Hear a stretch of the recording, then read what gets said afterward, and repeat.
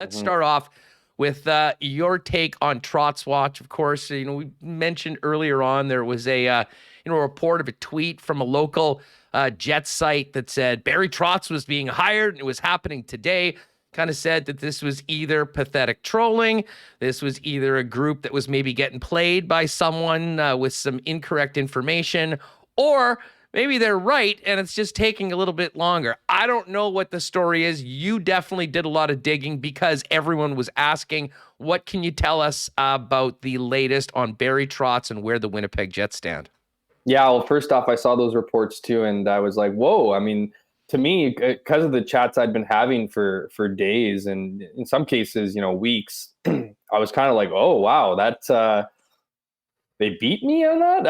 And not that it was, I just felt like it was a possibility. The timeline made sense because of what I was hearing. So I just kind of felt, okay, I've heard enough from enough people close enough to the situation, close enough to Trotz's camp that, let's put out what I'm hearing. And so what I was, I had a bit of a Twitter feed and had a story in the paper today, Twitter thread that is, sorry, about what I'm hearing. And what I'm hearing is ultimately, a couple different things. Some of the stuff isn't far out there. For instance, True North has put together, whether they called it an advisory committee or just, a group of people to find the next head coach, which is kind of what any good organization would do and does, I imagine, when it comes to finding a new leader. But what's interesting about it is understanding where True North fits in the mix. And I heard you kind of talking about that with Dave prior to me coming on here. And I think the big thing for True North right now and what they're getting advised is that they are in rare company. They might not be able to offer palm trees. They might not be able to offer, big amenities that bigger cities have. But what they can offer, and what I understand Barry Trotz is coveting is, whether you want to call it job security, whether you want to call it, potential to move up the corporate ladder. But he's interested in becoming, becoming a general manager one day. And so if you look at some of the potential suitors out there, whether it's Philadelphia, whether it's Vegas, whether it's Detroit, whether it's Dallas, not a lot of opportunity to move in to a general manager position. Now, I'm not suggesting that Barry Trotz is coming in and banging down the doors and going, I want Kevin Cheveldayoff's job. But what I would suggest is that, the Jets can do a little bit, True North can do a little bit of moving around potentially in the future, whether Kevin Cheveldayoff wants to become, president of football, president of hockey operations, or whatever title he could have, whether he'll be with the team. I mean, lots of different possibilities we don't need to get into, but the Winnipeg Jets do offer, Barry Trotz, at least their organization, the way they're set up, an opportunity to grow within the team. The way I describe it is a bit of a long-term solution, right? All these other teams are looking for Barry Trotz, skill set as a head coach right now to push for a Stanley Cup, to get their team back on track. Now, obviously, the Winnipeg Jets are looking for that as well. But I think it's the added part. It's the potential of climbing that corporate ladder to getting opportunities in management and settling in a home. And another thing I mentioned too, as far as Barry Trotz's priorities list is, a good community and city for his family. He has his youngest son, Nolan, has Down syndrome. He's a big part of the family's lives, obviously, and him feeling comfortable is a big piece of the puzzle for Barry Trotz. It was that case when he went to Washington. I imagine it was a big part of his decision to go, to New York. And one thing I will say about True North is that, we don't hear a lot about it, but I think they really do have a talent, if you will, to put together packages that fit for coaches. I know, Jamie Compton, for instance, what people may know, his wife is battling some health issues. The Jets, that was a big thing for him. And I mean, I heard him speak at a dinner one evening, just how well True North, made him feel. And he never used the word package or anything like that for him to come here, but, the lengths in which they went to accommodate, what he and his family needed. So I feel like the Jets have that experience.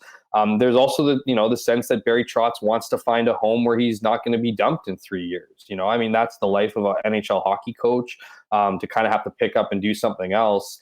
isn't always ideal for guys his age as he gets into his 60s here. So, I think there just is that potential. And what I'm hearing and what I've reported was, the advisory group has kind of, advised, Mark Chipman, Kevin Shoveldayoff that, not push in the sense of, give Barry Trotz an ultimatum, but show him that you're for, not just that you're for real, but show him that this is, where we want you to be. This is where we want you to be long term, and kind of get an answer from him, or try to get an answer from him sooner or later, because, as much as he is at the top of their priority list, they also need to think of other options down the stretch here. And they are in competition for other talents with teams across the league. So, there's a bit of that assurance of wanting to know where his head's at. So I believe that they reached out to him either Sunday or yesterday with an offer and with something, just again, to get, a better gauge of how things are going. I do know the meeting last week between the two went well. I think there was some added pitching to,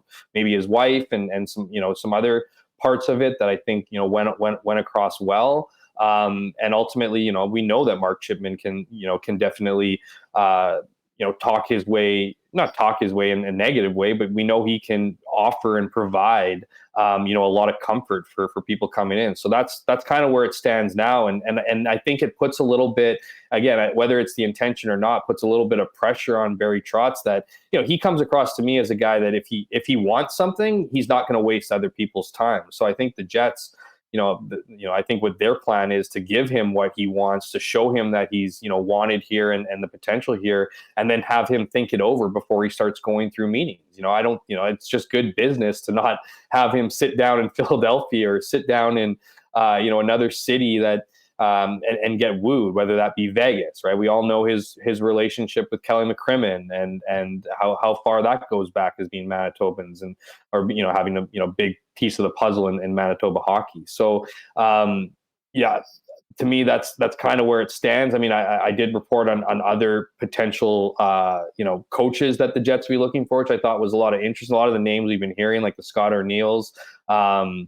The people I've talked to haven't mentioned Alain Vigneault or Randy Carlyle, but they've been reported. The names that I'm hearing are, as I said, Scott Arneal, and this is in no particular order. Claude Julien, who I will add is out coaching Pierre-Luc Dubois and Adam Lowry at the World Championships in Finland. Derek Lalonde, who's been with Tampa Bay for years and is kind of John Cooper's right hand man. Kirk Muller, who's with Calgary. We've heard a ton of comparables between the Flames and the Winnipeg Jets, that under the right guidance, under the right head coach, the Jets can do exactly what Calgary did, and that's turn things around in a season. I'm hearing, I mentioned on your show before, Pascal Vincent, is gaining steam. He's an interesting guy because, he'd have to be a head coach hire because he's an associate coach at Columbus. I'm not sure he'd be allowed to entertain an assistant coach job or an associate coach position in Winnipeg, nor, unless he was, unless Columbus wanted him gave him permission to do so. But I'm hearing great things from people in Columbus about what he's done. So I don't know if that's necessarily an opportunity. And then Spencer Carberry. He's a guy who's an assistant coach with Toronto. He's in charge of their power play, their lethal power play, mind you. And so he's another name. And, these are really, if you think about it, it's a great list. Now, head coaching positions and filling them are extremely fluid. One guy who may be on the radar might be off, in one phone conversation. Another guy can certainly be added to the list. So by no means is this an end all be all list, but these are the names that I'm hearing. And another part of my report was Rick Bowness. His name has been tossed out there, not just with the Jets, but in general. As an assistant coach, the feeling is he's not going to be a head coach again in the NHL. From what I'm hearing from his camp is he wants to coach. I think he's fine with being an assistant coach. I think he's comfortable with it. It's just a matter of whether he'd be comfortable in returning to Winnipeg and getting that opportunity and helping kind of groom, if you will, the next guy, especially if you consider Barry Trotz. Now, part of that is a little bit confusing. There's so many moving parts that, usually a head coach comes in and decides his staff. I imagine if Barry Trotz accepts the job, he'll decide who is going to be on the bench with him. But I imagine if he is looking to get into a management position, which clearly he is, I think there is a little bit of talk to, okay, well, who's the up and comer? Who's the guy that's going to fill your shoes? I don't think they'd want to go with an outside hire in that situation. So lots of moving pieces, lots of, interest. But to me, one of the biggest takeaways is just, having Barry Trotz. I think he likes Winnipeg, and I think he's strongly considering it. And I think it might take a lot from another team. Like, when I first heard that Barry Trotz was interviewing with Winnipeg, the thought was, well, is he leveraging money? Were the Jets going to throw a bag of cash at him, and then he was going to go to Vegas or Philly, whoever he would interview with, and go, well, this is what Winnipeg's looking to pay me. Can you match it or go higher? Now I think it's, maybe he's leveraging it, being like, this is my, and again, I have no intel on this, no word about that, but it would be interesting to see if he could leverage the management aspect of it somewhere else. But again, I really think that's a tough sell for other markets. And, as much as Winnipeg might be viewed by some as not an ideal destination, all things considered, with not only what Barry Trotz wants, but where he's from, being a Dauphin, Manitoba native, and his father still being here and him getting up there in age, it's starting to feel like a real possibility that Barry Trotz could be with this team. Well, let me ask you this, and I'm not sure whether you know this, but has another meeting taken place? Does he have the offer, if you will, from the Winnipeg Jets and is mulling it over right now? I mean, what do we know about where things are at? And, what's a realistic timeline for the Winnipeg Jets to complete their best pitch and get an answer one way or the other?